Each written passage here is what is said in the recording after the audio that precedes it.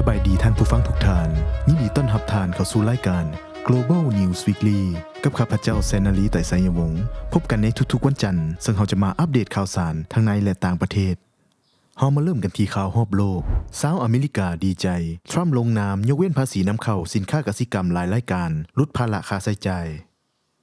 ประธานาธิบดีโดนัลด์ทรัมป์ผู้นำสหรัฐลงนามในคำสั่งฝ่ายบริหารเมื่อวันศุกร์ที่14พฤศจิกายนที่ผ่านมาเพื่อยกเว้นการจัดเก็บภาษีตอบโต้สำหรับการนำเข้าเนื้อคุณภาพสูง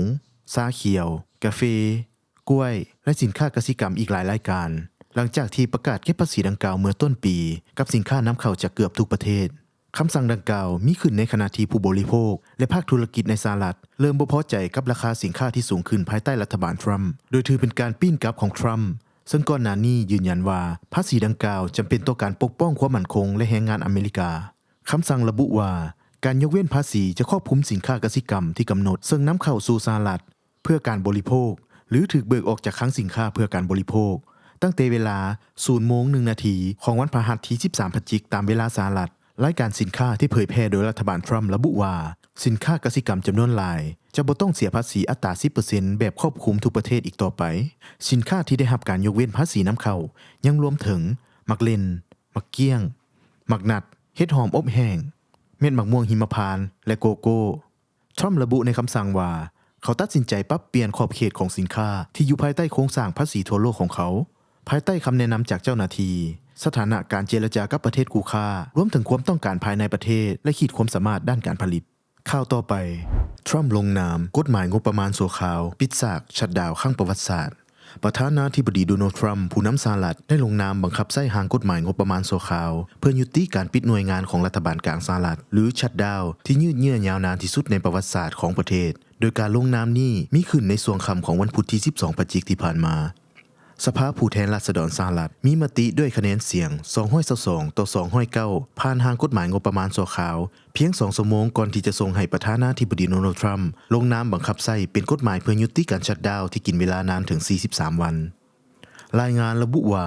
มีสมาชิกพรรคริพับลิกัน2คนลงคะแนนเสียงคัดค้านหางกฎหมายฉบับนี้คือโทมัสแมสซี่จากรัฐเคนทักกีและเกรกสทูปจากรัฐฟลอริดาขณะที่สมาชิกพรรคเดโมแครตที่ลงคะแนนเสียงสนับสนุนหางกฎหมายมี6คนส่วนที่เหลือโหวตคัดค้านทั้งหมดการลงมติผ่านหางกฎหมายงบประมาณชั่วคราวของสภาผู้แทนราษฎรมีขึ้นหลังจากที่วุฒิสภาได้ผ่านหางกฎหมายดังกล่าวเมื่อวันจันทร์ที่10พฤศจิกายนเพื่อยุติการชัตดาวน์หน่วยงานของรัฐบาลที่เริ่มต้นขึ้นตั้งแต่วันที่1ตุลาข่าวต่อไปทรัมป์เตือนรัฐบาลอาจต้องจ่ายเงินคืน$2 ล้านหากศาลสูงตัดสินภาษีการค้าผิดกฎหมายประธานาธิบดีโดนัลด์ทรัมป์ผู้นำสหรัฐกล่าวเมื่อวันจันทร์ที่10พฤศจิกายนที่ผ่านมาว่ารัฐบาลอาจต้องจ่ายเงินคืนหลายกว่า$2 ล้านสหรัฐซึ่งเป็นเงินที่ได้จากภาษีและการลงทุนหากศาลสูงสุดตัดสินว่าภาษีเหล่านี้ผิดกฎหมายซึ่งทรัมป์เบิ่งว่าหากเกิดขึ้นจะถือเป็นภัยพิบัติทางความมั่นคงของชาติทรัมป์โพสต์ทางโซเชียลมีเดียของ Truth Social ว่าผู้คัดค้านภาษีการค้าของเขาได้ตั้งค่าใช้จ่ายในการจ่ายเงินคืนต่ำกว่าความเป็นจริงเพื่อให้ศาลสูงสุดมีแนวโน้มตัดสินความมาตรการภาษีเหล่านี้ภาษีของทรัมป์กำลังอยู่ในระหว่างการพิจารณาของศาลสูงสุดท่ามกลางการฟ้องร้องหลายคดีในการพิจารณาคดีเมื่ออาทิตย์ก่อนผู้พิพากษาศาลสูงสุดตั้งคำถามถึงความสามารถของทรัมป์ในการประกาศภาษีภายใต้กฎหมายอำนาจเศรษฐกิจฉุกเฉินระหว่างประเทศปีค.ศ. 1977อย่างใดก็ดียังบ่ชัดเจนว่าศาลจะตัดสินอย่างใดในท้ายที่สุดและทรัมป์ยังเตือนว่าเขาสามารถหาช่องทางอื่นในการบังคับใช้ภาษีเหล่านี้ได้ก่อนหน้านี้ทรัมป์เสนอความเป็นไปได้ในการจ่ายเงิน$2,000 ล้านสหรัฐให้แก่ประชาชนสหรัฐจากรายได้ที่เก็บได้จากภาษีเหล่านี้ทั้งนี้รายได้ของรัฐบาลสหรัฐจากการเก็บภาษีการค้าเพิ่มขึ้นอย่างหลวงหลายในปี 2025หลังทรัมป์ประกาศเก็บภาษีกับคู่ค้าการค้ารายใหญ่หลายประเทศของสหรัฐแต่บรรดานักวิเคราะห์ตั้งคำถามว่าการเก็บภาษีดังกล่าวจะเฮ็ดได้ต่อเนื่องโดยนั้นเพียงใดเนื่องจากภาษีเหล่านี้กระทบผู้นำเข้าของสหรัฐและถูกเบิ่งว่าผลักดันให้เงินเฟ้อเพิ่มขึ้นในหลายภาคส่วนข่าวต่อไปนักวิทยาศาสตร์เตือนวิกฤตภูมิอากาศเปลี่ยนแปลงไวในวาระการประชุม COP30 การประชุมสหประชาชาติว่าด้วยการเปลี่ยนแปลงสภาพภูมิอากาศครั้งที่30หรือ COP30 ที่กำลังดำเนินการประชุมอยู่ระหว่างวันที่10ถึง21พฤศจิกายน2025ที่เมืองเบเลงประเทศบราซิลนักวิทยาศาสตร์ด้านสภาพภูมิอากาศรายงานว่าอุณหภูมิโลกกำลังเพิ่มขึ้นประมาณ 0.27 องศาต่อทศวรรษซึ่งไว้กว่าหลายทศวรรษก่อนประมาณ 50% ระดับน้ำทะเลขณะนี้เพิ่มขึ้นเฉลี่ย 4.5 มิลลิเมตรต่อปี และโลกกำลังเข้าใกล้จุดพลิกผันทางสภาพภูมิอากาศหลายประการเช่นความเสี่ยงที่ระบบหมุนเวียนกระแสน้ำในมหาสมุทรแอตแลนติกหรือ MAOC จะเข้าสู่จุดล่มสลายโอกาสในการจำกัดการเพิ่มขึ้นของอุณหภูมิโลกที่บ่ให้เกิน 1.5 องศาเซลเซียสนั้นกำลังจะหมดไปซึ่งอาจจะทะลุขีดจำกัดดังกล่าวก่อนฮอดปี 2030 ระดับการแจ้งเตือนที่เกี่ยวกับความรีบด่วนของการรับมือสภาพภูมิอากาศที่เพิ่มสูงขึ้นอย่างต่อเนื่องรัฐบาลภาคธุรกิจและภาคสังคมอาจประเสริญกับแรงกดดันเพิ่มขึ้นในการเร่งดำเนินมาตรการทางด้านการปรับตัวและการบรรเทาผลกระทบจากการเปลี่ยนแปลงของสภาพอากาศข่าวต่อไปเหตุสังหารนายกเทศมนตรีเมืองอูรัวปันจุดชนวนประท้วงเจนซีล้ามไปทั่วเม็กซิโกชาวเม็กซิโกหลายพันคนได้รวมตัวเคลื่อนไหวทั่วประเทศเมื่อวันเสาร์ที่15พฤศจิกายนภายใต้การประท้วงในนาม Generation C เพื่อแสดงจุดยืนต่อต้านความรุนแรงที่ทวีความร้ายแรงขึ้นสืบเนื่องมาจากการที่คาร์ลอสมันโซนายกเทศมนตรีเมืองอูรัวปันผู้เอาจริงเอาจังกับการปราบปรามอาชญากรรมถูกลอบสังหารอย่างอุกอาจต่อหน้าสาธารณชนเมื่อช่วงต้นเดือนนี้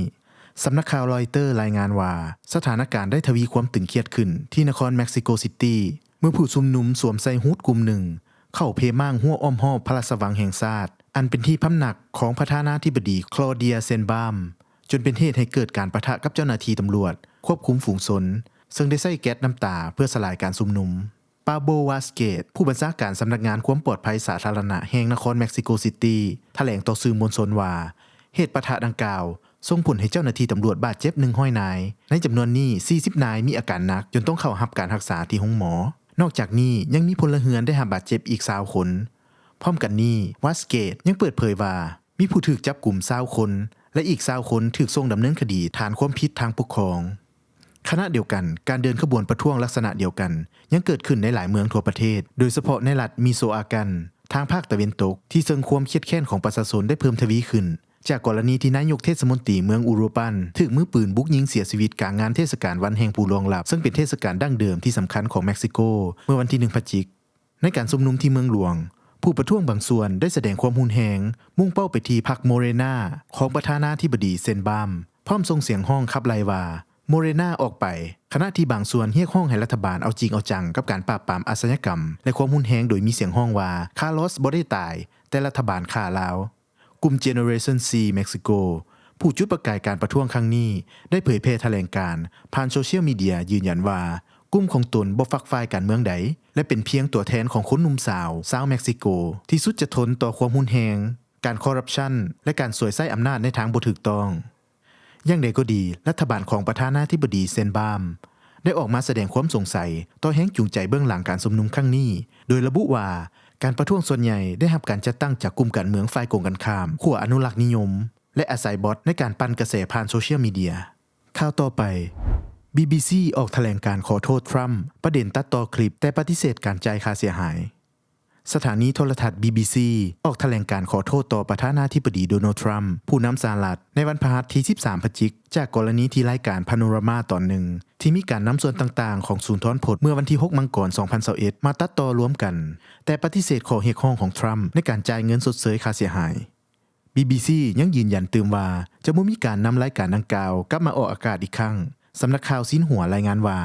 จดหมายลงวันที่9พฤศจิกายนซึ่งทนายความที่เป็นตัวแทนของทรัมป์ส่งถึง BBC ได้เรียกร้องให้ทาง BBC ถอนคำวิพากษ์วิจารณ์อย่างชัดเจนและครบถ้วนขอโทษและจ่ายค่าชดเชยที่เหมาะสมต่อทรัมป์สำหรับความเสียหายที่เกิดขึ้นเนื้อความในจดหมายระบุว่า BBC ควรปฏิบัติตามข้อเรียกร้องภายในแรงวันศุกร์ที่14พฤศจิกายนบ่เช่นนั้นจะต้องประเสริญกับการดำเนินการทางกฎหมายเพื่อเรียกร้องค่าเสียหายบ่ต่ำกว่า 1,000 ล้านดอลลาร์สหรัฐทั้งนี้รายการดังกล่าวถูกวิพากษ์วิจารณ์ว่าได้นำคลิปสุนทรพจน์ของทรัมป์เมื่อวันที่6 มังกร 2021มาตัดต่อๆกันในลักษณะที่ถูกกล่าวหาว่าเฮ็ดให้เกิดความเข้าใจผิดว่าทรัมป์ยุแย่ให้ผู้สนับสนุนออกมาเดินขบวนไปยังอาคารรัฐสภาสหรัฐและต่อสู้อย่างเต็มที่ต่อไปเป็นข่าวในอาซีโดรนและขีปนาวุธถล่มเคียฟเจ็บ11 คนอาคารเสียหายหลายจุดกองกำลังรัสเซียได้เปิดฉากการโจมตีครั้งใหญ่ด้วยโดรนและขีปนาวุธใส่นครเคียฟในช่วงเช้าของวันศุกร์ที่14พฤศจิกายน 2025 ที่ผ่านมาโดยโจมตีอาคารที่พักอาศัยและเฮ็ดให้เกิดการระเบิดและไฟไหม้หลายเขตทั่วเมืองหลวงเจ้าหน้าที่ระบุนายกเทศมนตรีนครเคียฟวาตาลีคริสโกกล่าวว่ามีผู้ได้รับบาดเจ็บ11 คนโดย4 คนถูกส่งไปรักษาในโรงหมอรวมถึงหญิงถือพา1 รายและอีก1 คนมีอาการสาหัส เจ้าหน้าที่ระบุว่าเศษซากที่ตกลงมาและไฟไหม้ได้สร้างความเสียหายให้กับอาคารพักอาศัยสูงหลายแห่งโรงเรียนศูนย์การแพทย์และอาคารราชการในหลายพื้นที่ทั่วเมืองมีประชากรประมาณ3ล้านคนหัวหน้าการบริหารทางการทหารของนครเกียฟกล่าวผ่านแอป Telegram ว่ารัสเซียกำลังโจมตีอาคารที่พักอาศัยมีอาคารที่พักอาศัยหลายชั้นได้รับความเสียหายจำนวนหลายเกือบทุกเขตของเมืองเขาระบุว่าทั้งโดรนและขีปนาวุธถูกใช้ในการโจมตีครั้งนี้และเจ้าหน้าที่ที่กู้ภัยได้ถูกส่งไปยังหลายพื้นที่คริสโกกล่าวเพิ่มเติมว่าระบบเฮ็ดความร้อนของนครหลวงเคียฟได้รับความเสียหายเฮ็ดให้การบริการในบางเขตต้องหยุดชะงักและเตือนว่าอาจจะเกิดการขัดข้องของระบบไฟฟ้าและน้ำประปานายกเทศมนตรีระบุว่าอาคารที่พักอาศัยสูง3แห่งในเขตเดนีโปรฟสกีทางตะวันออกของแม่น้ำเดนีโปรได้รับความเสียหายโดยมีผู้อยู่อาศัย9คนถูกอพยพจากอาคารที่เกิดไฟไหม้อาคารอีก2แห่งได้รับความเสียหายในเขตเดนิสกีที่อยู่ใกล้กันและอีก5แห่งได้รับความเสียหายในเขตพอลดิลซึ่งตั้งอยู่ทั้งฝั่งตรงกันข้ามมีอาคารหลายแห่งได้รับความเสียหายจากไฟไหม้ข่าวต่อไปวงในเผยอินเดียเปิดฐานทัพอากาศใหม่ใกล้พรมแดนจีนเจ้าหน้าที่กระทรวงป้องกันประเทศอินเดียที่บ่ประสงค์ออกนามเปิดเผยว่าพลอากาศเอก AP สิงห์ผู้บัญชาการกองทัพอากาศอินเดียได้นำเครื่องบิน C-130J ลงจอดที่ฐานทัพอากาศมัดนายมาในแคว้นลาดักเมื่อวันที่12พฤศจิกายนที่ผ่านมาซึ่งถือเป็นการลงจอดครั้งปฐมฤกษ์ที่ฐานทัพอากาศแห่งใหม่ฐานทัพอากาศแห่งใหม่นี้สามารถรองรับเรือบินขับไล่ตั้งอยู่ระดับความสูงประมาณ 4,000 เมตรใกล้พรมแดนที่มีข้อผิดพลาดกับจีนและห่างจากเส้นแบ่งเขตควบคุมตามความเป็นจริงระหว่างจีนกับอินเดียเพียง30กิโลเมตรซานจิฟกาปูอดีตเจ้าหน้าที่ระดับสูงของกองทัพอากาศอินเดียระบุผ่านทางแพลตฟอร์ม X ว่าฐานทัพอากาศแห่งนี้จะสร้างความท้าทายทั้งต่อจีนและปากีสถานพร้อมระบุว่าจีนเองก็มีฐานทัพอากาศในระดับความสูงใกล้เคียงกันก่อนหน้านี้ความสัมพันธ์ตึงเครียดระหว่างจีนกับอินเดียเริ่มผ่อนคลายลงแดหลังจากที่ทั้งสองฝ่ายลงนามข้อตกลงสำคัญเมื่อเดือนตุลาปีที่ผ่านมาเพื่อลดความตึงเครียดทางทหารตามพรมแดนและนายกรัฐมนตรีนเรนทราโมดีของอินเดียก็ได้เดินทางเยี่ยมยามจีนในปีนี้อย่างใดก็ตามเจ้าหน้าที่และนักวิเคราะห์อินเดียระบุว่าความบ่ไว้วางใจระหว่าง2ประเทศยังคงมีอยู่โดยทั้ง2ฝ่ายยังคงเดินหน้าเสริมกำลังทหารและโครงสร้างพื้นฐานตามแนวชายแดนอย่างต่อเนื่องข่าวต่อไปรัสเซียแบนพลเมืองญี่ปุ่นเพิ่มอีก30คนตอบโต้มาตรการความบาดกระทรวงการต่างประเทศรัสเซียประกาศเมื่อวันอังคารที่11พฤศจิกายนว่ารัสเซียสั่งห้ามพลเมืองญี่ปุ่นอีก30คนเดินทางเข้าประเทศอย่างบ่มีกำหนดเพื่อตอบโต้ที่รัฐบาลญี่ปุ่นใช้มาตรการความบาดรัสเซียจากกรณีฮุกคานอูแกรนสำหรับพลเมืองญี่ปุ่น30คนที่ถือขึ้นบัญชีดำในครั้งนี้รวมถึงโทชิฮิโร่คิตามุระโฆษกกระทรวงการต่างประเทศญี่ปุ่นกลุ่มนักวิชาการเช่นห้องศาสตราจารย์ยูโคอิซุมิจากมหาวิทยาลัยโตเกียวตลอดจนสื่อมวลชนเช่นนักข่าวอาวุโสจากหนังสือพิมพ์ธุรกิจนิกเกอิและอดีตผู้สื่อข่าวประจำนครมอสโกสำนักข่าวเกียวโดรายงานว่าซานาเอะทาคาอิชินายกรัฐมนตรีและฮายาชิโยชิมาสะรัฐมนตรีกระทรวงภายในและการสื่อสารอยู่ในรายชื่อบุคคลที่ถูกรัสเซียแบนอยู่แล้วตั้งแต่ก่อนการประกาศครั้งล่าสุดนี้ที่ผ่านมารัสเซียเคยออกมาตรการห้ามเจ้าหน้าที่นักวิชาการและสื่อญี่ปุ่นหลาย10รายเข้าประเทศมาแล้วโดยการประกาศมาตรการลักษณะเดียวกันนี้เกิดขึ้นครั้งล่าสุดเมื่อเดือนมีนาที่ผ่านมาและครั้งนี้นับเป็นครั้งทำอิฐที่รัสเซียสั่งห้ามชาวญี่ปุ่นเข้าประเทศนับตั้งแต่ทาคาอิจิเข้ารับตำแหน่งนายกรัฐมนตรีคนใหม่เมื่อเดือนก่อนทั้งนี้รัฐบาลญี่ปุ่นหาก็ประกาศความบาดบริษัทและบุคคลของรัสเซียเพิ่มเติมเมื่อเดือนกันยาพร้อมทั้งปรับลดเพดานราคาน้ำมันดิบทางทะเลจากรัสเซียให้สอดคล้องกับมาตรการของชาติตะวันตกอื่นๆข่าวต่อไปจีนเตือนพลเมืองงดเที่ยวญี่ปุ่นหลังความสัมพันธ์ตึงเครียดประเด็นไต้หวันรัฐบาลจีนเรียกร้องในวันศุกร์ที่14พฤศจิกายนที่ผ่านมาให้ประชาชนงดเดินทางไปญี่ปุ่นหลังคำกล่าวล่าสุดของนายกรัฐมนตรีซานาเอะทาคาอิชิเกี่ยวกับความเป็นไปได้ที่ญี่ปุ่นอาจเข้าไปเกี่ยวข้องกับสถานการณ์ฉุกเฉินของไต้หวันได้กลายเป็นข้อพิพาททางการทูตครั้งใหญ่กระทรวงการต่างประเทศจีนระบุว่าคำเว้าที่ยุยงของผู้นำญี่ปุ่นเฮ็ดให้บรรยากาศการแลกเปลี่ยนระหว่างประชาชนถดถอยลงอย่างรุนแรงและสร้างความเสี่ยงสูงต่อความปลอดภัยของคนจีนในญี่ปุ่นจีนยังอ้างว่ามีความปลอดภัยน้อยลงในปีนี้และเรียกร้องให้ชาวจีนที่อาศัยอยู่ญี่ปุ่นติดตามสถานการณ์ด้านกฎหมายและความสงบเรียบร้อยและระมัดระวังบ่ให้ตกเป็นเหยื่ออาชญากรรม คำเตือนด้านการเดินทางดังกล่าวมีขึ้นหลังจากจีนออกคำสั่งเตือนต่อญี่ปุ่นหลายครั้งและเบิ่งคือเป็นความพยายามของจีนที่จะระบุว่าญี่ปุ่นเป็นฝ่ายที่เฮ็ดให้ความตึงเครียดระหว่าง2ประเทศสูงขึ้นอันเนื่องมาจากท่าทีของญี่ปุ่นที่มีต่อจีนทาคาอิจิกล่าวต่อคณะกรรมการรัฐสภาในอาทิตย์ที่ผ่านมาว่าการโจมตีทางทหารของจีนต่อไต้หวันอาจสร้างสถานการณ์ที่คุกคามต่อความอยู่รอดของญี่ปุ่นและอาจเฮ็ดให้ญี่ปุ่นต้องใช้สิทธิ์ในการป้องกันตนเองร่วมกันจีนได้ประท้วงคำกล่าวดังกล่าวและเรียกร้องให้นายกรัฐมนตรีญี่ปุ่นถอนคำเว้าขณะที่ญี่ปุ่นประท้วงโพสต์ทางโซเชียลมีเดียของนักการทูตจีนในโอซาก้าที่ตอบโต้ต่อคำกล่าวหาของทาคาอิจิโดยเรียกร้องให้จีนดำเนินการที่เหมาะสมนักท่องเที่ยวจีนถือเป็นสัดส่วนสำคัญของนักท่องเที่ยวต่างชาติในญี่ปุ่นโดยระหว่างเดือนมังกรถึงเดือนกันยายนปีนี้มีชาวต่างชาติเดินทางเข้าญี่ปุ่นประมาณ 31.65 ล้านคนโดยเป็นชาวจีนประมาณ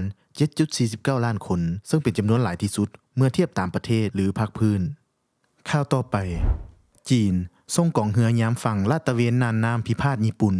ตอกย้ำความขัดแย้งกรณีไต้หวันหน่วยยามฝั่งของจีนเปิดเผยผ่านแถลงการณ์ว่ากองเรือของตนได้เคลื่อนขบวนผ่านน่านน้ำหมู่เกาะเซงกากูเมื่อวันอาทิตย์ที่16พฤศจิกายนที่ผ่านมาในการปฏิบัติภารกิจลาดตระเวนเพื่อพิทักษ์สิทธิ์กรณีพิพาททางการทูตระหว่างจีนญี่ปุ่นได้ทวีความฟดเดือดขึ้นสืบเนื่องจากนายกรัฐมนตรีซานาเอะทาคาอิจิแห่งญี่ปุ่นได้กล่าวต่อรัฐสภาเมื่อวันที่7พฤศจิกายนว่ากรณีที่จีนใช้กำลังทหารต่อไต้หวันซึ่งปกครองโดยระบอบประชาธิปไตยนั้นอาจเป็นเหตุให้รัฐบาลโตเกียวต้องใช้ปฏิบัติการทางทหารโต้ตอบคำกล่าวของนายกทาคาอิจิได้สร้างความบ่พอใจแก่รัฐบาลปักกิ่งซึ่งได้ส่งสัญญาณว่าต้องการให้นายกญี่ปุ่นถอนคำเว้าดังกล่าวบ่ทางใดก็ทางหนึ่งทั้งนี้จีนยังคงอ้างกรรมสิทธิ์เหนือไต้หวันว่าเป็นมณฑลหนึ่งของตนและบ่ได้ตัดความเป็นไปได้ที่จะใช้กำลังเพื่อเข้าครอบครองเกาะดังกล่าวซึ่งตั้งอยู่ห่างจากดินแดนของญี่ปุ่นเพียง110กิโลเมตรในขณะที่รัฐบาลไต้หวันปฏิเสธการอ้างอธิปไตยของจีนมาโดยตลอดอีกในหนึ่งจีนกับญี่ปุ่นมีการประเสริญหน้ากันอยู่เรื่อยๆบริเวณหมู่เกาะดังกล่าวซึ่งอยู่ภายใต้การบริหารของญี่ปุ่นโดยฝั่งปักกิ่งห้องขานว่าเตียวยูหวีส่วนฝ่ายโตเกียวเอิ้นว่าเซงกากุญี่ปุ่นกำลังประเสริญกับแรงกดดันอย่างหนักหน่วงจากจีนนับแต่นายกทาคาอิจิได้แสดงท่าทีดังกล่าวโดยกงสุลใหญ่จีนที่นครโอซาก้าได้ใช้ถ้อยคำที่หุนแฮงว่าจะตัดคออันเปื้อนทิ่มโดยบ่ลังเลเพียงแต่วินาทีเดียวอันเป็นเหตุให้รัฐบาลโตเกียวต้องยื่นหนังสือประท้วงอย่างเป็นทางการสืบเนื่องจากเหตุการณ์นั้นรัฐบาลปักกิ่งได้เชิญเอกอัครราชทูตญี่ปุ่นเข้าพบซึ่งนับเป็นครั้งทำอิฐในรอบกว่า2ปีขณะที่กระทรวงป้องกันประเทศของจีนเป่าประกาศว่าการแทรกแซงใดๆจากฝ่ายญี่ปุ่นนั้นมีแต่จะล้มเหลวเมื่อวันศุกร์ที่14พฤศจิกายนที่ผ่านมาทางการจีนได้ออกคำเตือนพลเมืองของตนให้เพิ่มความระมัดระวังในการเดินทางสู่ประเทศญี่ปุ่นส่งผลให้รัฐบาลโตเกียวต้องเรียกร้องให้ปักกิ่งดำเนินการมาตรการที่เหมาะสมและในวันเสาร์ที่15พฤศจิกายนสายการบินของจีน3แห่งได้ประกาศให้ผู้โดยสารสามารถขอคืนเงินหรือเปลี่ยนแปลงปีโดยสารเที่ยวบินสู่ญี่ปุ่นได้โดยบ่เสียค่าใช้จ่ายในอดีตบรรดาผู้นำญี่ปุ่นมักจะหลีกเลี่ยงการเอ่ยถึงไต้หวันอย่างเจาะจงในที่สาธารณะเมื่อต้องกล่าวถึงสถานการณ์ในลักษณะนี้เพื่อดำรงไว้ซึ่งความคุ้มเครือทางยุทธศาสตร์อันเป็นแนวทางที่สหรัฐซึ่งเป็นพันธมิตรหลักด้านความมั่นคงของญี่ปุ่นยึดถือปฏิบัติเช่นเดียวกันต่อไปเป็นข่าวอาซีตะวันออกเฉียงใต้เวียดนามวางบรรลุดีลภาษีสหรัฐในวันม.ม.นี้วางเจรจาขอยกเว้นภาษีสินค้าบางรายการบุยแทงเซินรองนายกรัฐมนตรีเวียดนามกล่าวในวันที่12พฤศจิกายนว่าเวียดนามกำลังดำเนินการอย่างเต็มที่เพื่อลงนามขอตกลงการค้ากับสหรัฐอเมริกาโดยการเจรจารอบใหม่กำลังดำเนินอยู่ในขณะนี้ในการประชุมที่นครหลวงฮานอยเมืองหลวงของเวียดนามเซินได้เรียกร้องให้ภาคธุรกิจของสหรัฐช่วยสนับสนุนการเจรจา2ฝ่ายเพื่อให้ทั้ง2ฝ่ายสามารถลงนามขอตกลงการค้าที่ยุติธรรมและสมดุลได้ในไวๆนี้ไมเคิลดิซอมบรีผู้ช่วยรัฐมนตรีกระทรวงการต่างประเทศสหรัฐฝ่ายกิจการอาซีตะวันออกและแปซิฟิกกล่าวกับที่ประชุมผ่านวิดีโอที่บันทึกไว้ล่วงหน้าว่าข้อตกลงการค้านี้จะช่วยปรับสมดุลการค้าระหว่าง2ประเทศซึ่งจะช่วยให้สหรัฐขาดดุลการค้าเวียดนามน้อยลง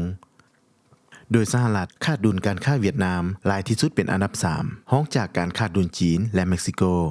ข้อมูลจากทางเวียดนามระบุว่าในช่วง10เดือนทำอิฐของปีนี้เวียดนามเกินดุลการค้าสหรัฐมูลค่า 1.11 แสนล้านดอลลาร์ซึ่งบ่งชี้ว่าตัวเลขเกินดุลรายปีอาจทุบสถิติอีกครั้งส่วนข้อมูลจากทางสหรัฐยังบ่มีการเปิดเผยเนื่องจากหน่วยงานของรัฐบาลกลางสหรัฐอยู่ในระหว่างการถูกชัตดาวน์ทั้งนี้เมื่อเดือนตุลาที่ผ่านมาสหรัฐและเวียดนามเห็นพ้องต้องกันว่าจะสรุปข้อตกลงการค้าภายในบ่เท่าใดอาทิตย์ข้างหน้า โดยสหรัฐจะคงอัตราภาษีนำเข้าสินค้าจากเวียดนามไว้ที่ 20% แต่จะยกเว้นภาษีนำเข้าสินค้าบางรายการจากมาตรการภาษีใหม่ที่ประธานาธิบดีโดนัลด์ทรัมป์ประกาศใช้ในเดือนสิงหาคณะผู้แทนเวียดนามซึ่งนำโดยเงวียนฮงเดียนรัฐมนตรีว่าการกระทรวงการค้าได้เดินทางเยี่ยมยามนครวอชิงตันในอาทิตย์ที่ผ่านมาเพื่อปรึกษาหารือรอบใหม่กับเจ้าหน้าที่สหรัฐและเพื่อสรุปข้อตกลงการค้าโดยแหล่งข่าวเปิดเผยว่าการเจรจาจะสุ่มใส่การระบุรายชื่อสินค้าเวียดนามที่อาจได้รับการยกเว้นภาษีนำเข้าจากสหรัฐเช่นกาแฟเป็นต้นรวมถึงขอบเขตของสิทธิพิเศษในการเข้าถึงตลาดเวียดนามซึ่งเวียดนามเคยให้คำมั่นไว้ว่าจะมอบให้กับสินค้าสหรัฐเช่นรถยนต์และสินค้ากสิกรรมข่าวต่อไปกระทรวงป้องกันประเทศกัมพูเชียแถลงความเสียใจเหตุทหารไทยเหยียบทุนระเบิดปฏิเสธข้อกล่าวหาวางระเบิดใหม่เรียกร้องไทยหลีกเลี่ยงการลาดตระเวนพื้นที่ทุนระเบิดเก่า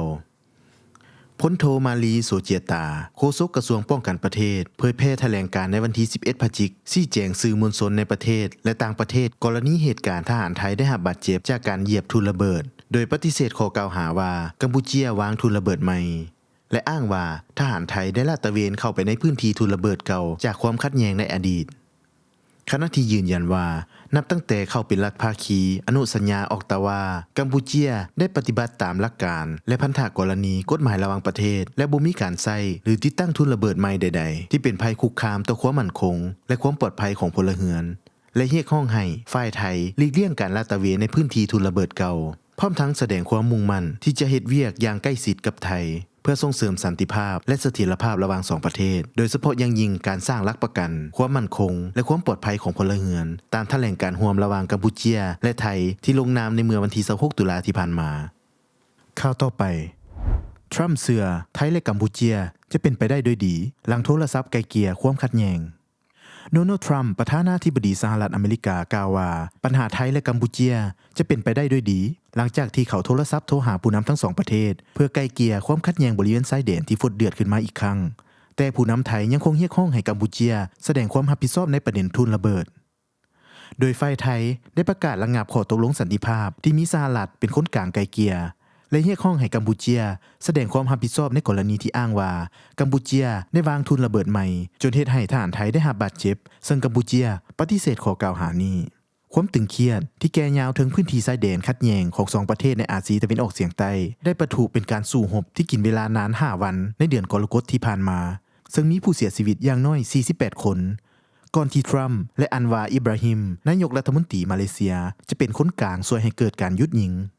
ทรัมป์ระบุว่าข้อยได้โอ้ล้มกับนายกรัฐมนตรีของทั้ง2ประเทศแล้วพวกเขาเฮ็ดได้ดีหลายข้อยคิดว่าพวกเขาจะเป็นไปได้ด้วยดีต่อไปเป็นข่าวเทคโนโลยี OpenAI เปิดตัว GPT 5.1 ยกจุดเด่นฉลาดคิดฉลาดลมปรับสไตล์การตอบโต้ได้หลากหลายขึ้น OpenAI ประกาศเปิดตัว GPT 5.1 ในอาทิตย์ที่ผ่านมาซึ่งเป็นเวอร์ชันอัปเกรดจากโมเดลเหือทุงที่หาก็ปล่อยออกมาเมื่อเดือนสิงหาโมเดลใหม่ที่ออกมามี2ตัวคือ GPT 5.1 Instant และ GPT 5.1 Thinking หุ้นทำอิฐอย่าง Instant ทาง OpenAI เคลมว่าเป็นมิตรขึ้นฉลาดขึ้นและเฮ็ดตามคำสั่งได้ดียิ่งขึ้นส่วนหุ้น Thinking นั้นให้คำตอบที่เข้าใจง่ายและเฮ็ดเวียกง่ายๆได้อย่างว่องไวยิ่งขึ้นอีกทั้งยังมีความต่อเนื่องในการจัดการกับเวียกที่ซับซ้อนโดยส่วนใหญ่แล้วระบบจะเลือกโมเดลที่เหมาะสมกับคำถามให้เฮาโดยอัตโนมัติโดยผู้ใช้ ChatGPT เริ่มได้ทยอยใช้งาน2โมเดลใหม่นี้ภายในอาทิตย์ที่ผ่านมาส่วน ChatGPT 5 หุ้นเก่าจะยังคงมีให้เลือกใช้อยู่ในเมนูอีก3เดือนก่อนที่จะหยุดให้นำใช้ไปการประกาศเปิดตัว GPT 5.1 ครั้งนี้มีขึ้นเพียงบ่เท่าใดอาทิตย์หลังจากที่ OpenAI เปิดตัว ChatGPT Atlas เว็บเบราว์เซอร์พลัง AI ซึ่งมาพร้อมโหมด Agent ที่สามารถเฮ็ดเวียกต่างๆถึงเบราว์เซอร์แทนเฮาได้โดยปัจจุบันโหมดดังกล่าวยังเปิดให้ใช้เฉพาะผู้ที่ใช้ ChatGPT Plus และ Pro เท่านั้นข่าวต่อไป IBM เผยโฉมชิป Loon ปูทางสู่ควอนตัมคอมพิวเตอร์ที่ใช้ได้จริงภายในปี 2029 IBM ประกาศเปิดตัวLoon ชิปควอนตัมคอมพิวเตอร์ต้นแบบตัวใหม่ซึ่งถือเป็นก้าวที่เฮ็ดให้เป้าหมายการสร้างคอมพิวเตอร์ควอนตัมที่ใช้งานได้จริงก่อนสิ้นปี 2030 เข้าใกล้ความเป็นจริงไปอีกขั้นคอมพิวเตอร์ควอนตัมได้รับการคาดหวังว่าจะเป็นเทคโนโลยีเปลี่ยนโลกที่สามารถแก้ไขปัญหาซับซ้อนชนิดที่คอมพิวเตอร์ทั่วไปต้องใช้เวลาคำนวณโดยนานนับพันปี แต่จุดอ่อนสำคัญก็คือธรรมชาติของกลศาสตร์ควอนตัมที่เฮ็ดให้ชิปเหล่านี้เกิดข้อผิดพลาดได้ง่ายการแก้ไขปัญหาเรื่องข้อผิดพลาดนี้จึงเป็นโจทย์ใหญ่ที่ยักษ์ใหญ่ด้านเทคโนโลยีอย่าง Google และ Amazon ต่างก็พยายามหาคำตอบบ่ต่างจาก IBM ที่เคยเสนอไอเดียใหม่เมื่อปี 2021 ด้วยการนำอัลกอริทึมสำหรับการปรับปรุงสัญญาณมือถือมาประยุกต์ใช้เพื่อแก้ไขความผิดพลาดโดยให้ชิปควอนตัมเฮ็ดเวียกร่วมกับชิปคอมพิวเตอร์แบบดั้งเดิม เจ แกมเบตาผู้อำนวยการฝ่ายวิจัยของ IBM เปิดเผยว่าเบื้องหลังความสำเร็จนี้คือการได้ใช้ศูนย์ Albany Nanotech Complex ในนิวยอร์กซึ่งมีเครื่องมือผลิตชิปที่ล้ำสมัยเท่าเทียมกับบรรดาโรงงานสั้นแนวหน้าทั่วโลกถึงแม้นว่าชิปรุ่นจะยังอยู่ในช่วงเริ่มต้นและยังบ่เปิดให้คนนอกทดสอบแต่ IBM ก็ได้ประกาศเปิดตัวชิปอีกตัวที่ชื่อ Nighthawk ซึ่งจะพร้อมใช้งานภายในสิ้นปีนี้โดย IBM มั่นใจว่าภายในสิ้นปีหน้า Nighthawk จะสามารถเอาชนะคอมพิวเตอร์ทั่วไปในบางเวียกงานได้และกำลังร่วมมือกับกลุ่มสตาร์ทอัพและนักวิจัยเพื่อเปิดโค้ดเป็น Open Source ให้ทุกคนเข้ามาช่วยกันพิสูจน์ความสามารถของมันต่อไปเป็นข่าวภายในประเทศอัตราเงินเฟ้อลดลงจากปี 2022 ในอัตรา 22.96% เหลือ 8.3% ภายในปี 2025ท่านสอนไซศรีพันดรนายกรัฐมนตรีได้รายงานตีราคาผลการจัดตั้งปฏิบัติแผนพัฒนาเศรษฐกิจสังคมแห่งชาติแผนงบประมาณแห่งรัฐแผนเงินตรา5ปีครั้งที่9 2021ถึง2025และแผนปี 2025ต่อกองประชุมสมัยสามัญเทื่อที่10ของสภาแห่งชาติสุดที่9ว่าการรักษาเสถียรภาพด้านเงินตราได้สุ่มใส่ปฏิบัตินโยบายต่างๆเพื่อรักษาเสถียรภาพให้ค่าเงินกีบสร้างความเข้มแข็งให้แก่คลังสำรองเงินตราต่างประเทศควบคุมอัตราเงินเฟ้อและคุ้มครองอัตราแลกเปลี่ยนให้มีความมั่นเที่ยงโดยเฉพาะในระยะปี 2021 ถึง 2024 ที่รัฐบาลได้เอาใจใส่ติดตามสภาพและนำใช้นโยบายต่างๆอย่างเหมาะสมกับแต่ละระยะเฮ็ดให้อัตราเงินเฟ้อในปี 2025 ค่อยลดลงซึ่งผลการจัดตั้งปฏิบัติตัวจริงเห็นว่าอัตราเงินเฟ้อลดลงจากปี 2022 ในอัตรา 22.96% เหลือ 8.3% ในปี 2025เฉลี่ย10 เดือนสำหรับเดือนตุลาอยู่ในระดับ 4%อัตราแลกเปลี่ยนจากการเนียงติ่งแฮงในระยะปี 2021 และ 2022 สามารถยับยั้งให้มีความเสถียรที่สำคัญสามารถเฮ็ดให้ส่วนต่างระหว่างอัตราแลกเปลี่ยนในระบบและนอกระบบยับเข้าใกล้กันยับยั้งสภาพการปั่นป่วนและเก็งกำไรจากอัตราแลกเปลี่ยนแก้ไขปัญหาการขาดแคลนเงินตราต่างประเทศและสามารถสนองเงินตราต่างประเทศให้แก้การนำเข้าน้ำมันเชื้อไฟและแก้ไขหนี้สินได้โดยพื้นฐานมาฮอดปัจจุบันคลังสำรองเงินตราต่างประเทศสามารถกุ้มการนำเข้าได้ 5.12 เดือนจากคาดหมายสภาแห่งชาติแม่น3 เดือนข่าวต่อไปเปิดบริการรถเมล์สาธารณะให้ขี่ฟรีเมื่อเปิดและปิดงานมหกรรมกีฬาแห่งชาติครั้งที่12เพื่ออำนวยความสะดวกให้แก่ผู้ชมที่จะเดินทางเข้าร่วมงานเปิดปิดงานมหกรรมกีฬาแห่งชาติครั้งที่12แนะใส่ลดพรการนำใช้รถส่วนตัวและลดพรการสัญจรที่แออัดตามเส้นทางต่างๆทั้งแผนกโยธาธิการและขนส่งนครหลวงเวียงจันทน์จะได้ให้บริการขนส่งรถเมล์สาธารณะโดยบ่เสียค่าหรือขี่รถเมล์ฟรีระหว่างวันที่15และวันที่25พฤศจิกายน2025ในวันที่15พฤศจิกายน2025มื้อพิธีเปิดและวันที่25พฤศจิกายน2025มื้อพิธีปิดงานมหกรรมกีฬาแห่งชาติครั้งที่12ซึ่งจะได้ให้บริการรถเมล์สาธารณะแบบบ่เสียค่าจำนวน3สายทางจะนำใช้รถเมล์ BRT และรถเมล์ธรรมดาซึ่งจะเริ่มแต่เวลา 13:00 นถึง 24:00 นของคืนวันที่15และวันที่25พฤศจิกายน2025สายที่1จะเริ่มออกจากเดินพระธาตุหลวงหาสนามกีฬาแห่งชาติหลัก16โดยนำใช้รถเมล์ BRT ทั้งหมดจำนวน16คันสายที่2จะเปิดบริการแล่นรถขนส่งมวลชนด้วยรถเมล์ธรรมดาจากจุดเริ่มต้นอยู่บริเวณ4แยกไฟอำนาจดงโดกแล่นผ่านไฟอำนาจสถานีรถไฟลาวจีนจนฮอดด้านหลังของสนามกีฬาแห่งชาติหลัก16บริเวณโรงเรียนรถไฟลาวจีนสายที่3จะเปิดการบริการแล่นขนส่งมวลชนด้วยรถเมล์ธรรมดาจากจุดเริ่มต้นอยู่บริเวณ4แยกไฟอำนาจดงโดกแล่นผ่านไฟอำนาจสถานีรถไฟลาวจีนจนฮอดด้านหลังของสนามกีฬาแห่งชาติหลัก16บริเวณโรงเรียนรถไฟลาวจีนสายที่4จะเปิดบริการขนส่งด้วยรถเมล์ BRT จุดเริ่มต้นบริเวณห้องการปกส.เมืองไซธานีถนนเลข10แล่นเข้าสู่ถนนเลข13ใต้อยู่บริเวณวงเวียนดอนหนุนแล่นรถจนฮอดไฟอำนาจหลัก21ถนน13ใต้ข่าวต่อไปสมเด็จเจ้าหญิงไอโกะแห่งประเทศญี่ปุ่นจะเสด็จเดินทางมาเยี่ยมยามสปป.ลาวอย่างเป็นทางการในระหว่างวันที่17ถึง21พฤศจิกายน2025การเยี่ยมยามครั้งนี้แม้ตอบสนองตามการเสริญของทานนางปานิยาเทาตูห้องประธานประเทศแห่งสปป.ลาว การเยี่ยมยามสปปลาวอย่างเป็นทางการครั้งนี้ของสมเด็จเจ้าหญิงไอโกะแห่งประเทศญี่ปุ่นมีขึ้นในท่ามกลางบรรยากาศที่ทั้งสองประเทศสปปลาวและญี่ปุ่นพร้อมเฉลิมฉลองการสร้างสายพัวพันทางการทูตนำกันครบรอบ70ปีและครบรอบ60ปีที่รัฐบาลญี่ปุ่นได้ส่งอาสาสมัครญี่ปุ่นมาปฏิบัติหน้าที่อยู่สปปลาวเริ่มแต่ปี1965เป็นต้นมาดังนั้นการเยี่ยมยามของสมเด็จเจ้าหญิงไอโกะแห่งประเทศญี่ปุ่นจึงเป็นขีดหมายสำคัญหนึ่งสำหรับประวัติศาสตร์ของการพัวพันร่วมมือระหว่าง2ประเทศสปปลาวและญี่ปุ่นและทั้งเป็นการพันขยายการเป็นคู่ร่วมยุทธศาสตร์รอบด้านลาวญี่ปุ่นให้เป็นรูปธรรมยิ่งขึ้นในซุ้มปีต่อหน้าการเคลื่อนไหวสำคัญของสมเด็จเจ้าหญิงไอโกะแห่งประเทศญี่ปุ่นครั้งนี้นอกจากการพบปะกับการนำสูงสุดทุกขั้นของสปปลาวและเยี่ยมชมสถานที่ทางวัฒนธรรมที่สำคัญแล้วยังจะเสด็จเยี่ยมยามแขวงหลวงพระบางอีกด้วยข่าวต่อไป2กระทรวงการต่างประเทศลาวและสปปเกาหลีสืบต่อเพิ่มทวีหัดแน่นการพัวพันร่วมมือวันที่12พฤศจิกายน2025ท่านท้องสวรรค์พรหมวิหารรัฐมนตรีกระทรวงการต่างประเทศแห่งสปปลาวพร้อมด้วยภรรยาและคณะได้เดินทางเยี่ยมยามสปปเกาหลีอย่างเป็นทางการในระหว่างวันที่11ถึง15พฤศจิกายน2025และได้พบปะท่านนางแจซอนฮุยรัฐมนตรีกระทรวงการต่างประเทศแห่งสปปเกาหลีที่สภามันซูแดสปปเกาหลีเพื่อสืบต่อเพิ่มทวีหัดแน่นสายพัวพันมิตรภาพอันเป็นมูลเสื้อระหว่างสปปลาวและสปปเกาหลีให้แน่นแฟ้นยิ่งขึ้นการพบปะครั้งนี้ท่านนางแจซอนฮุยได้ตีราคาสูงต่อการเยี่ยมยามสปปเกาหลีอย่างเป็นทางการของสหายท้องสวรรค์พรหมวิหารและคณะผู้แทนสปปลาวอันได้เป็นการประกอบส่วนสำคัญเข้าในการเพิ่มทวีหัดแน่นสายพัวพันมิตรภาพอันเป็นมูลเสื้อระหว่าง2พรรค2รัฐและประชาชน2ชาติสปปเกาหลีและสปปลาวให้สืบต่อพัฒนาขึ้นสู่บัดก้าวใหม่2ฝ่ายได้เห็นดีเป็นเอกภาพสูงในการพันขยายผลการพบปะข้างประวัติศาสตร์ระหว่างสหายท้องลุ้นศรีสุริตเลขาธิการใหญ่คณะบริหารงานศูนย์กลางภาคประชาชนปฏิวัติลาวประธานประเทศแห่งสปปลาวและสหายกิมเจิงอุนเลขาธิการใหญ่พรรคแรงงานเกาหลีประธานกิจการแห่งรัฐแห่งสปปเกาหลีในโอกาสเยี่ยมยามรัฐกิจสปปเกาหลีในระหว่างวันที่7ถึง8ตุลาคม2025ที่ผ่านมาให้เป็นรูปธรรมโดยไวเป็นต้นข่าวต่อไปรัฐมนตรีกระทรวงการต่างประเทศพร้อมคณะจะเดินทางไปประเทศลุกเซมเบิร์กในวันที่16ถึง18พฤศจิกายน2025โดยตอบสนองตามคำเชิญของทานซาวีเอ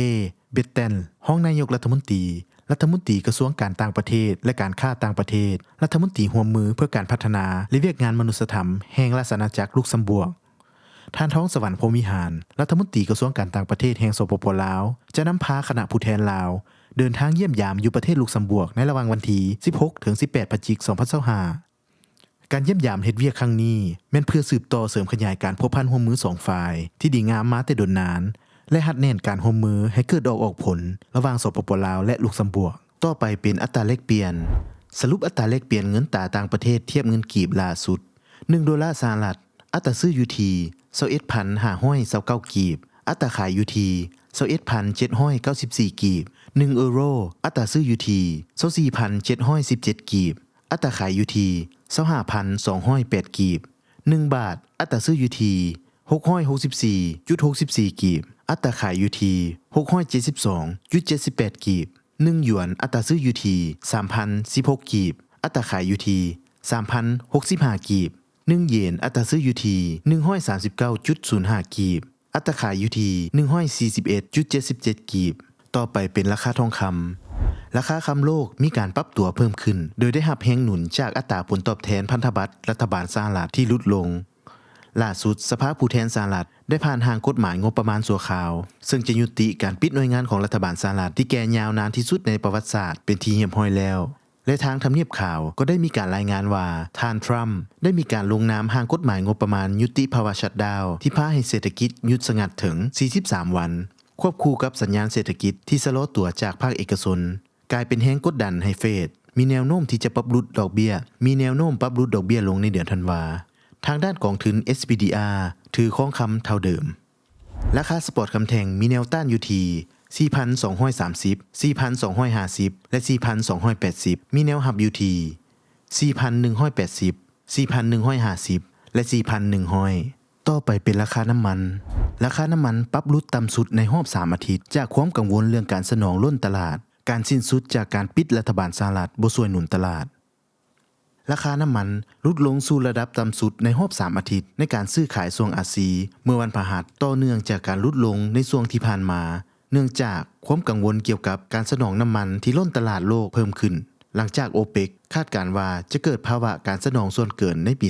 2026 ราคาน้ำมันบ่ได้รับแรงหนุนหลายปานใดจากการที่สมาชิกรัฐสภาลงมติยุติการปิดรัฐบาลที่ยาวนานที่สุดในประวัติศาสตร์ของประเทศขณะที่ความแข็งแกร่งของดอลลาร์ก็กดดันราคาน้ำมันดิบเช่นกันสัญญาน้ำมันดิบแบรนท์สำหรับเดือนมังกรลดลง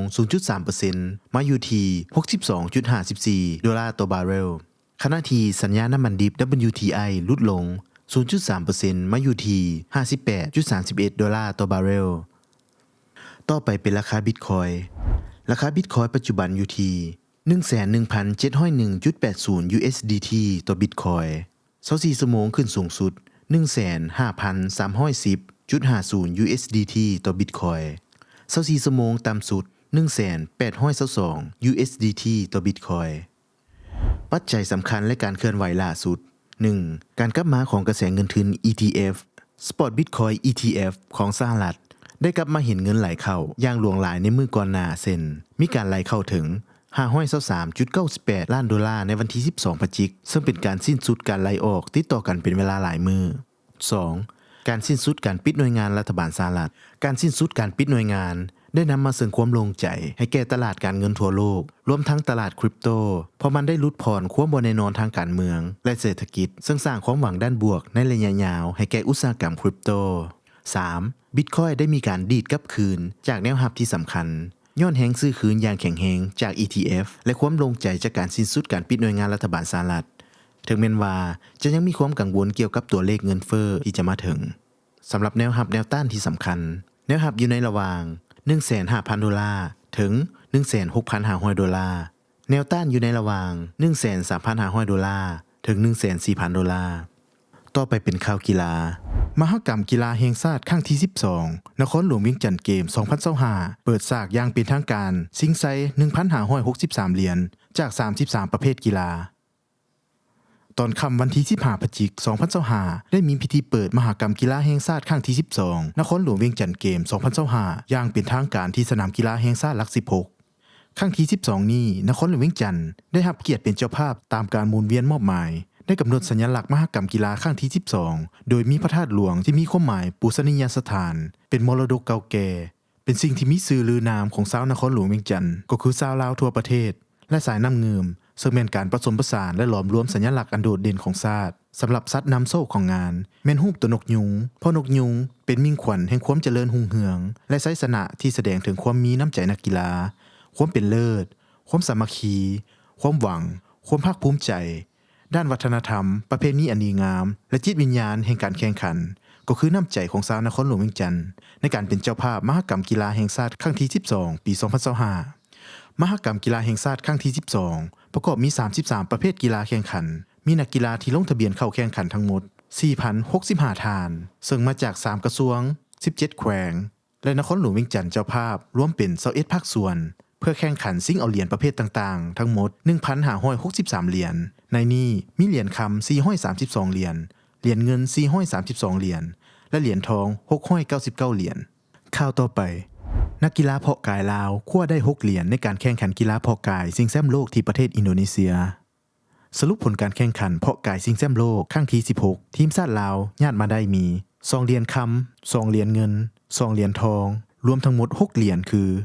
เท่าสันติสุขดวงแก้วมณีญาติได้1เหรียญคำทรายหุ่นงามความสูงบ่เกิน175ซมนางสีตาท้องสุรินทร์ญาติได้1เหรียญคำหญิงหุ่นงามความสูงบ่เกิน155ซมอันดับ4จากหุ่นหญิงหุ่นงามอายุเกิน35ปีบ่จำกัดน้ำหนักและหลวงสูงนางจินตนาค้ำบุญเฮืองญาติได้1เหรียญเงินหุ่นหญิงหุ่นงามอายุเกิน35ปีบ่จำกัดน้ำหนักและหลวงสูง1เหรียญทองหุ่นหญิงหุ่นงามความสูงบ่เกิน165ซมนางสมมนินทร์พานุสิทธิ์ญาติได้1เหรียญเงินจากหุ้นพ่อกายหญิงอายุบ่เกิน35ปีบ่จำกัดน้ำหนักและความสูง1เหรียญทองจากหุ้นพ่อกายหญิงหุ้นความสูงบ่เกิน165ซมเท่าแก้วตาพระพิรมลาศักดิ์ได้อันดับที่4จากหุ้นสายหุ่นงามความสูงบ่เกิน170ซมเท่าสินประเสริฐวงพันธ์ได้อันดับที่5จากหุ้นสายหุ่นงามความสูงบ่เกิน170ซมข่าวต่อไปทีมชาติไทยชนะทีมชาติสิงคโปร์ 3-2 บานเตะอุ่นเครื่องฟีฟ่าเดย์ วันที่ 13 พฤศจิกายน 2025 ที่ผ่านมาการแข่งขันบานเตะอุ่นเครื่อง FIFA Day ที่สนามมหาวิทยาลัยธรรมศาสตร์ศูนย์รังสิตคู่นี้เป็นการเจอกันระหว่างสร้างศึกทีมชาติไทยลงสนามพบกับนักเตะแดนลอดซองทีมชาติสิงคโปร์โดยที่แอนโทนีฮัดสันหัวหน้าผู้ฝึกสอนชาวอังกฤษจะประเดิมคุมทีมนัดทำอิฐหลังเข้ามารับไม่ต่อจากมาซาทาดะอิชิอิอดีตกุนซือคนก่อนชาวญี่ปุ่นที่แยกทางกับทีมไปก่อนเกมดังกล่าวสร้างเสริมทีมชาติไทยอยู่อันดับที่96ของโลกด้วยการมี 1,235.36 คะแนนขณะที่นักเตะแดนลอดซองทีมชาติสิงคโปร์อันดับห่าง59คันหลังอยู่อันดับที่155ของโลกด้วยการมี 1,030.49 คะแนนส่วนสถิติเจอกัน5ครั้งหลังสุดไทยชนะ5นัดรวดผลปรากฏว่าสร้างเสริมทีมชาติไทยชนะนักเตะแดนลอดซองทีมชาติสิงคโปร์ด้วยสกอร์3-2โดยไทยได้ประตูจากสารัตยูเย็นนาทีที่15ธีรทรบุญมาทันนาทีที่47เสกสรรลาตีนาทีที่54ส่วนสิงคโปร์ได้ประตูจากเกรนคาเวนาทีที่17และนาทีที่62สำหรับโปรแกรมนัดต่อไปสร้างเซิร์กทีมชาติไทยจะยกพลออกไปยามทีมชาติศรีลังกาในเซิร์กบานเตะเอเชียนคัพ 2027 รอบคัดเลือกในวันที่18 พฤศจิกายนนี้ขณะที่นักเตะแดนลอดซองทีมชาติสิงคโปร์จะบุกไปยามทีมชาติฮ่องกงในเซิร์กเอเชียนคัพ 2027 รอบคัดเลือกเช่นกันและทั้งหมดนี้คือเนื้อหาข้อมูลข่าวสารที่เราเอามานำเสนอและพบกันใหม่ในทุกเช้าของวันจันทร์สำหรับมื้อนี้ข้าพเจ้าเซนาลีแต่ไสยวงศ์ขอลาท่านผู้ฟังไปก่อนสบายดี